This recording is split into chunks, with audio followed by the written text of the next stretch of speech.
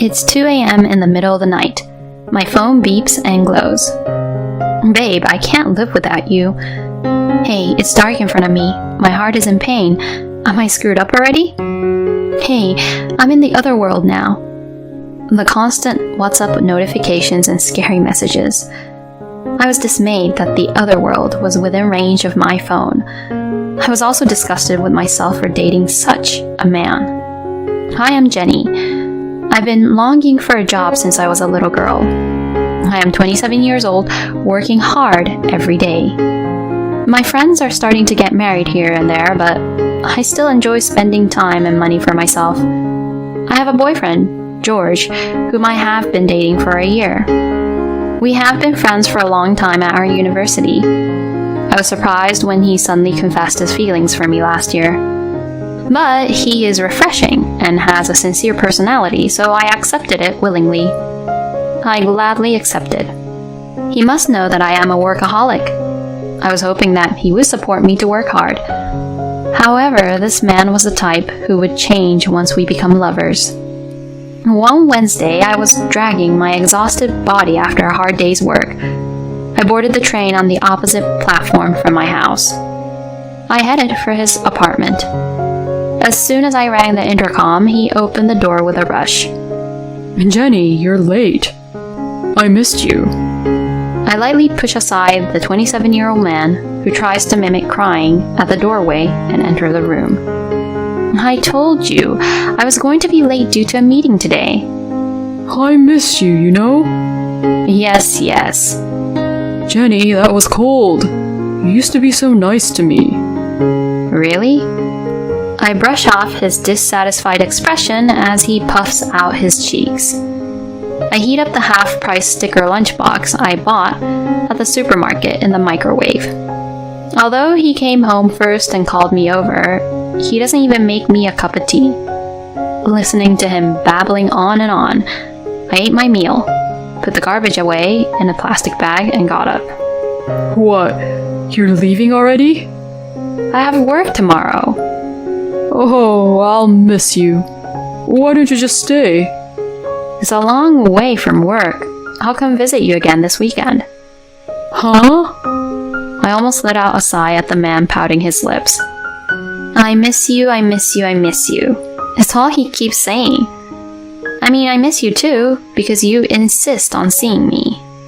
I came to his apartment in the middle of the week in the opposite direction from my own house. He doesn't even know how I feel, and he stares up at me with staring eyes. And then he says the usual line. I know, we should get married soon and live together, don't you think? Good night. I said a quick goodbye to him and covered his lines. I left the room as if to run away. As a friend, he was honest and straightforward. But as soon as we became lovers, he turned into a spoiled, dependent type. Daily good morning, I'm on my lunch break with a picture of his meal. I'm back home. Message is a matter of course. At bedtime, I'm lonely to go to bed alone. He expects me to call him until he falls asleep. On weekends, of course, he is all over me. And when I try to go home on Sunday night, he stops me with crying. I can understand if we are just getting to know each other. Does he really love me that much? Some woman might be like, oh my god, he loves me so much. But I went out with him in the first place because I thought he was easygoing. I had no way of knowing that he would be so attached to me at all hours of the day. And it had been like this for the entire year we had been dating. Furthermore, while I was staying at his apartment, he forced me to do all the housework. In fact, he doesn't even vacuum on weekdays because I do it on weekends. The garbage from his lunch boxes and cup noodles that he would have eaten for dinner, the trash are piled up in the sink for the whole week. He puts all this on me, leaning on me like that, which made me exhausted both physically and mentally. While he could sense my exhaustion and frustration, he has no idea what's wrong with him, just because he was lonely. And just because he wants to hold on to me. He says, let's get married, right off the hook. Recently, he asked me, if we have a baby, can we be together forever? he started to say such a disturbing thing. A child with him is outrageous. This man is like a big baby.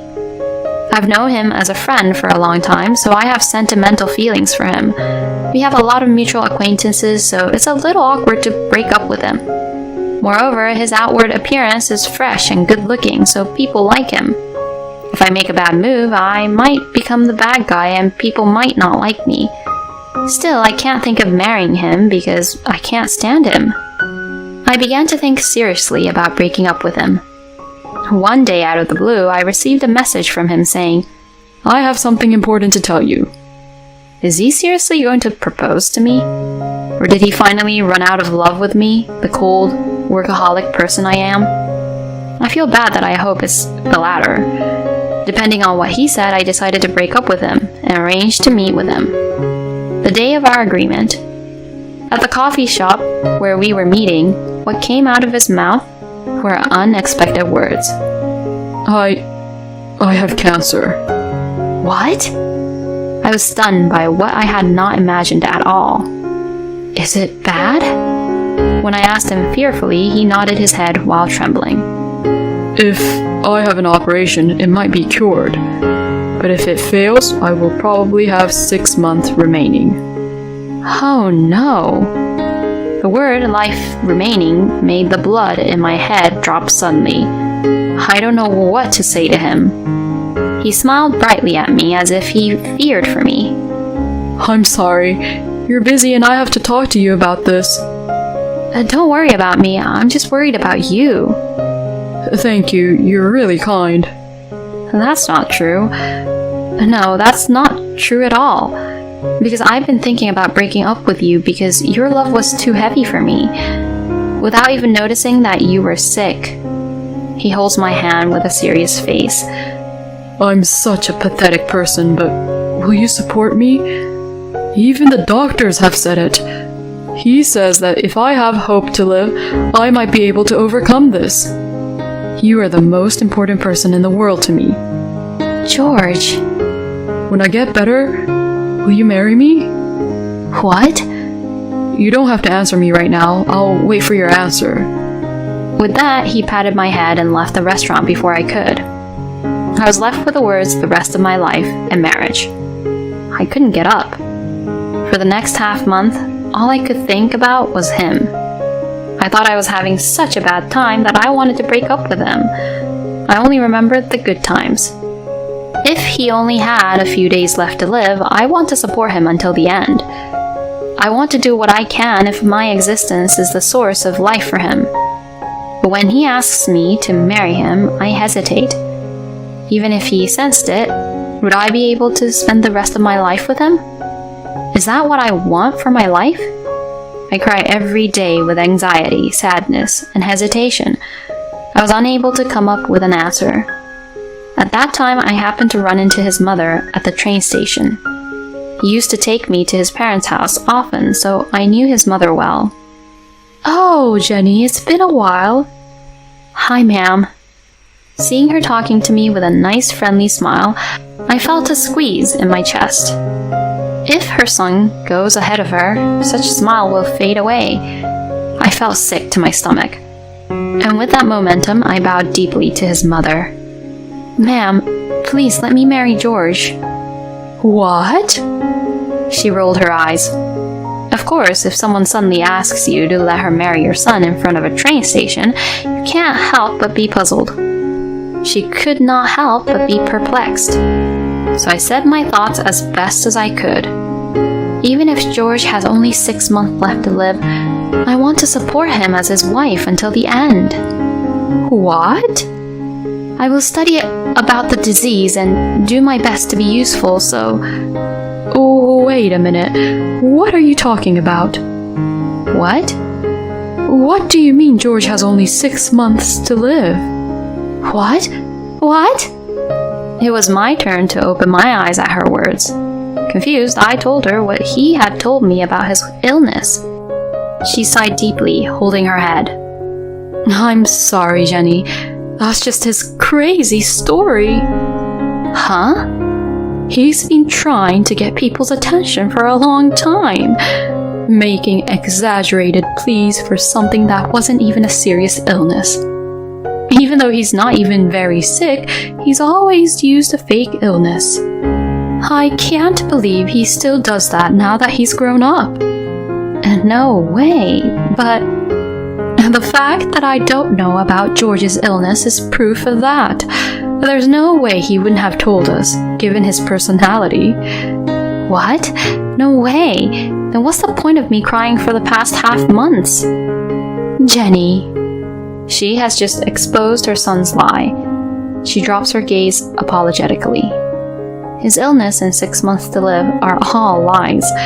Probably a way to get my attention and get me to marry him. Anger welled up in my head as I realized the situation. I had cried out in distress, and I had offered to marry him with a determination to devote my life to him. All of it was to satisfy that man's selfish desires. Disgusting. Disgusting. Disgusting. Of course, there was no way I would marry such a scumbag. Any remaining feelings I had for him were completely gone.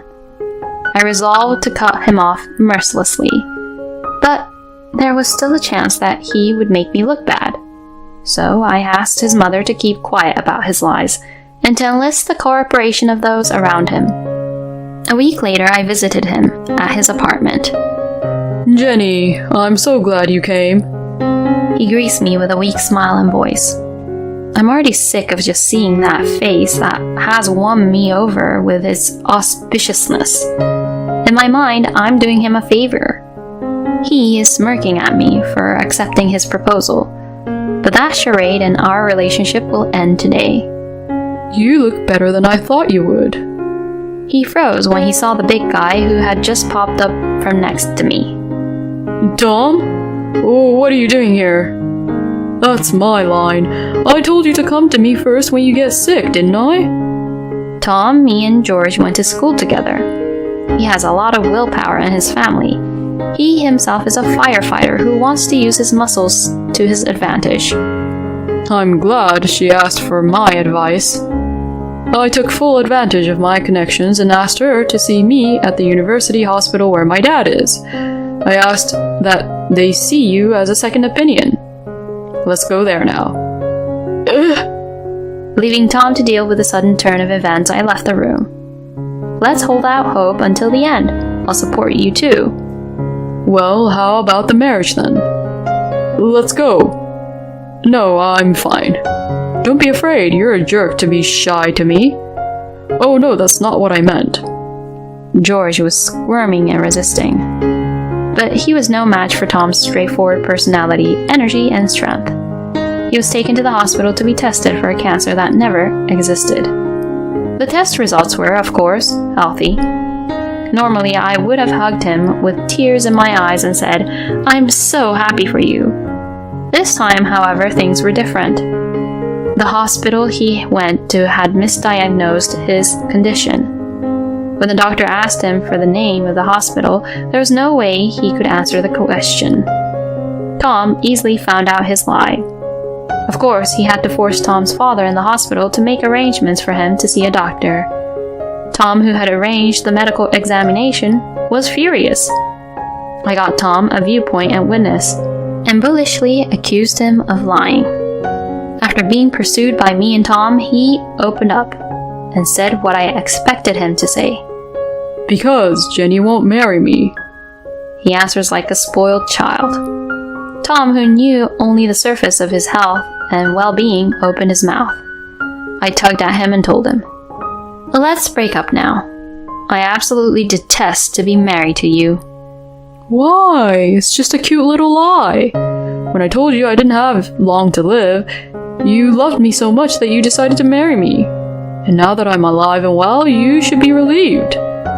The only reason I bothered to consider marrying you was because I felt sorry for you and your family. And even then, I was lost in that stupid lie. It's more like a downside. I have nothing but disgust for you. No, you don't. You keep coddling me, and to top it all off, you tell lies that are so appalling. How could I ever want to be married to someone like you? I said in a sub-zero voice, and he finally seemed to understand the situation.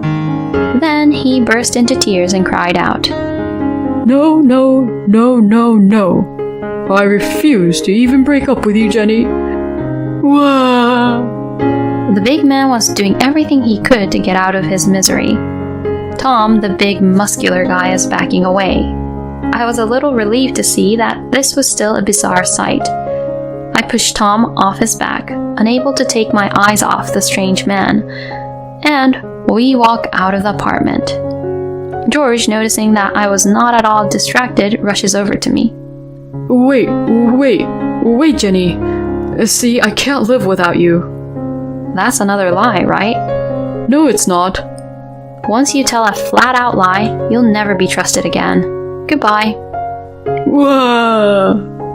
I left George bawling like a howling wolf. I closed the door to his apartment. Thus, I had finally parted with the man who looked like a baby crying old man. Tom, who had cooperated with me, he explained in detail to the people around me why I had broken up with George. Most of my friends began to show up for me. Some of my friends tilted their heads and said, "That's enough lying." I showed them a video I had secretly saved of him being a spoiled brat, and they shut up. One of them was a female friend of George's. She's not a bad person, but she is very light-mouthed. She spread the facts as they were within her small industry. He was the guy who forced her to marry him by falsely claiming he only had 6 months to live. He lost credibility as a member of society and as a human being. He was a good-looking guy on the outside, hence the gap between the two. People seemed to have been turned off by him. Of course, George is not convinced otherwise. Immediately after our breakup, he sent me messages every day to the point that my phone was about to go flat. From poems begging me to come back, to the kind of thing that a child would report to his mother about the day's events. I can get through those, though. The most exhausting are the lines from the other side of the world that come in the middle of the night. Mostly it's because I can't live in a world without Jenny. Jenny, I can't breathe. It's dark in front of me. Help me, Jenny. It seems I've come to the other side. This is how it ends. I'm a little moved by the possibility. However, the last line made me lose my mind. And then, he who should have gone to the other world. The next day, he sends me a normal message as usual. It's crazy, even insane. Once, "I am George's mother" came from his message. "My son is very sick and waiting for you, Jenny, in the hospital room." I received a message saying, "I'm sorry, I took the plunge and contacted his real mother." And when his mother visited his room, he was lying on his bed watching TV and laughing. After that, he told me that he would never lie to me again. So, I got a message from him asking me not to tell his parents. Apparently, he was stiffed by his strict father. I think blocking his contacts will solve the problem. But it is not such an easy problem. I am afraid that if I cut off contact with him, he will retaliate in a panic. It is difficult to find the right timing. Of course, after I broke up with him, I did not go home. I have been staying at a friend's house. I can't stay there for long, though. It was right around that time that the company was talking about launching a new messenger. I took the initiative and raised my hand to take the case. I packed up my apartment and got on the train to the new location. I blocked his contact number. Thus, I was able to disassociate myself from that foolish and pathetic man. 5 years later, I am now 33 years old and still working as hard as ever. But on my left right finger is a platinum ring. A ring which I didn't have back then. Actually, 6 months ago, I got married to a colleague from my office. My husband was attracted to the way I seemed to enjoy my work. He promised to support me, so that I could continue working after marriage. We both share the household chores, so there are no major burden that interferes with my work. We have also decided to work together to raise our children. Friends who work with George occasionally report his dire situation. He has lost his credibility and his work is not going well. Apparently, even when he gets a new girlfriend, he is quickly dumped. Even at 27, he's in pain, but he's now a 33-year-old man. It would be an even worse sight if a 33-year-old guy was turning into a baby. And he seems to be constantly looking for me, saying, I'm sure Jenny will return. and he seems to be looking for me. And he's saying Jenny is just being mean. He says that someone should tell me that George is not mad at me and to come home. And apparently he's also having horrible delusions of being a good guy. Of course, there is no way my friends will help him with that. Instead, they get angry and just leave him on his own. I am so glad that I kept the people around me on my side. And he is a very lonely person. He must be very much distressed by his loneliness. Relationships between lovers and married couples that only depend on one person for support will be exhausted and will fail. So he closes his eyes to the unpleasant aspects of the relationship. I'm so glad I wasn't carried away. I am very glad that I did not decide to get married. I met my husband, who is the most understanding and supportive person. I was able to have a family while continuing to do the work I love. I truly feel happy from the bottom of my heart.